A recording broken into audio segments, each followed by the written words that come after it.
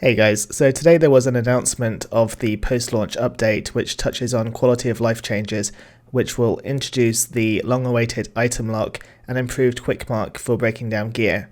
This is actually something that I've already actually covered, so if you do want to check this out, you can check that out in the top corner and you'll be able to find out how to quick mark more effectively. There will also be changes coming to maps and loot that you'll obtain, and also balancing of builds and sets. This large update is due to arrive at the end of July, and there will be a smaller patch next week.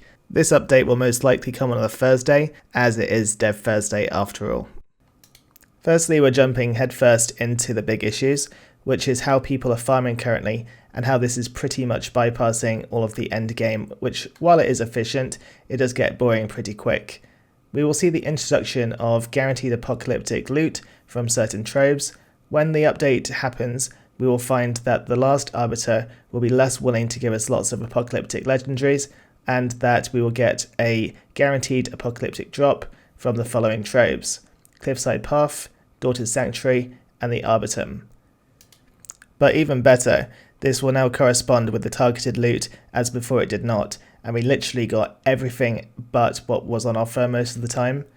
Overall, we will be getting a 33% more guaranteed drop rate, even though they're reducing the final area. This is a win in my books because we'll be playing more areas and experiencing different enemy types, which in turn leads to more fun.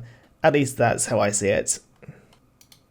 Balancing builds is important because there are some builds which can one-hit bosses, turn players into virtually indestructible gods, and also remove cooldowns entirely, which I think we can all admit is a little bit broken. When these are gone, we can start to focus on builds which adhere to the way the game was meant to be played, which will lead to more build diversity, which is fantastic as this keeps the content fresh. There will likely still be your meta builds as everyone wants to go fast, but speed isn't always important. I know a few of my ambassador friends will disagree with me on that point though. There needs to be balance, not to be too slow, but medium pace is fine. If you want to min-max your builds and speed content, there are always going to be viable builds for that. This will be coming in about 2 to 3 weeks time, so we'll cover this more when it comes.